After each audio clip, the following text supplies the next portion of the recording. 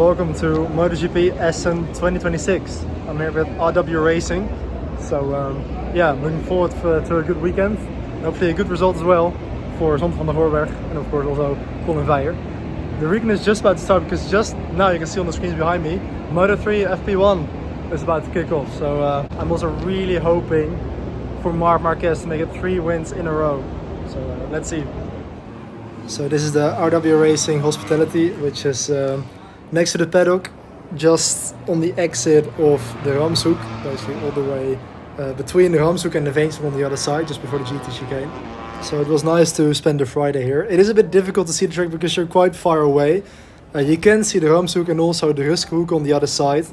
And yeah, of course, also unlimited food and drinks. And just being in the shade was very nice because the Friday was actually the hottest day of the weekend. So yeah, it was also pretty comfortable to stay here as we see one of the factory Ducatis there coming through the Ramshoek. And also met a couple of people there. I wasn't sure who was going to be there, but there was somebody I knew from race sport, Jenneke, who I spent most of the day. So yeah, on to the rest of the weekend.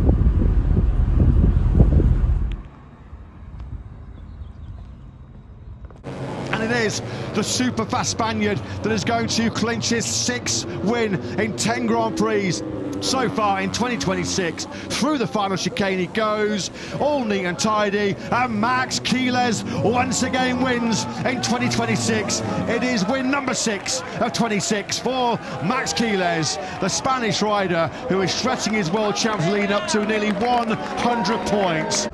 So it's now Sunday, we just had the Moto3 race. I think you can just about still hear the Spanish anthem because Max Quiles won the race in front of David Manza. It was pretty close throughout the race, as it is usually in Moto3, although Quiles had a bit of an edge at the end and was able to pull a gap on David Manza. So yeah, I'm really looking forward to Moto2 now. Really hoping for a good result for Zonte van der Voorberg and Colin Veijer. They're starting from 14th and 15th respectively. And then of course we'll get on to MotoGP. Unfortunately, Marc Marquez doesn't really seem to have the pace this weekend, but hopefully he can still salvage a good result and not lose out on too many points on the Tour Aprilia. Look at all those Colin Veijer flags.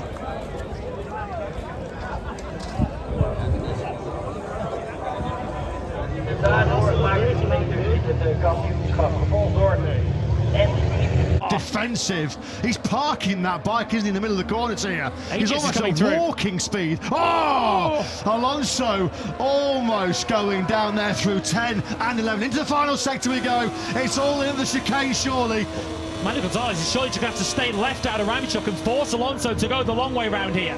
Here we go, then Aegis is going to attack through on the inside of Alonso. He's not close enough. Here we go then, folks. Look how defensive Gonzalez goes, and around the outside goes Alonso. Who's going to win this classic here in the Cathedral? Over the line we go. It is David Alonso who takes a corker at the Cathedral of Speed in Moto2. What a race! That race in Moto2 was absolutely fantastic. That was probably the best Moto2 race we've seen this season. It was really close between David Alonso, Manuel Gonzalez and Holgado. You know, all of the riders on the last lap as well trying to attack each other. I was really surprised that nobody actually crashed on that last lap and also into the GT chicane. Gonzalez took a really tight entry to try and defend. Alonso managed to outbrake him around the outside and managed to just about hold on to the victory. Senna Aegis, of course, was right up there as well, fighting for the win. He nearly even launched himself next to the GT chicane. But yeah, really good race in Moto2. And then onto the MotoGP race we've just finished. Actually, it's really quiet at the moment. You can see these grandstands here behind me are already completely empty, even though it's only about 2 hours ago I think that the program all ended. It's almost hard to imagine that it was completely full here just an hour or two ago. But yeah, in the MotoGP race it was de beste GP ooit!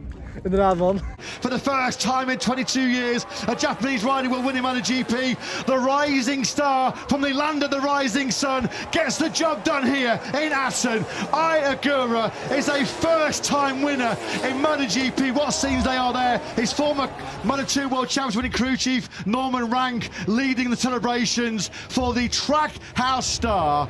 And indeed, it was yeah, really good to see Ai Ogura take his first victory in MotoGP. It was a really good race actually, and of course the Aprilias were very strong, and yeah, it was good to see Ai Ogura become the first Japanese winner since Tamada in 2004. Japanese fans had to wait 22 years for another Japanese winner in MotoGP. Taka Nakagami came close in 2020 when he qualified on pole in Aragon, but he crashed out from the lead then.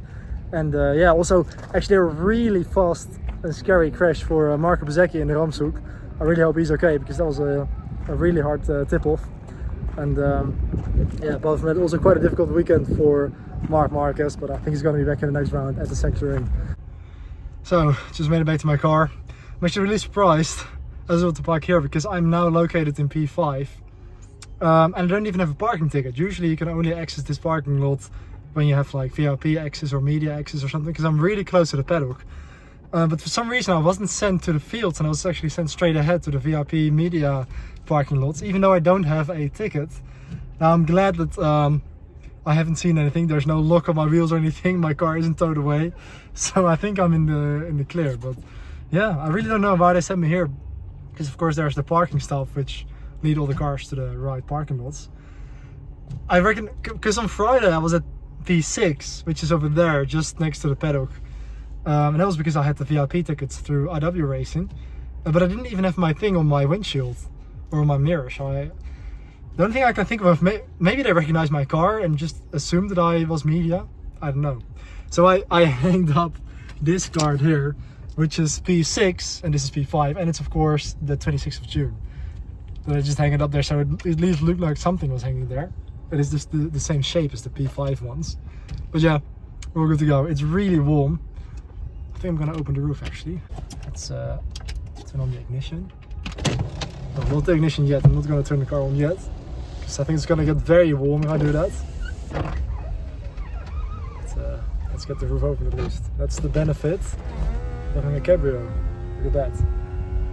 Because I'm gonna be melting away if it wasn't for that.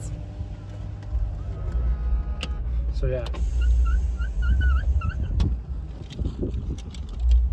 Let's head back home.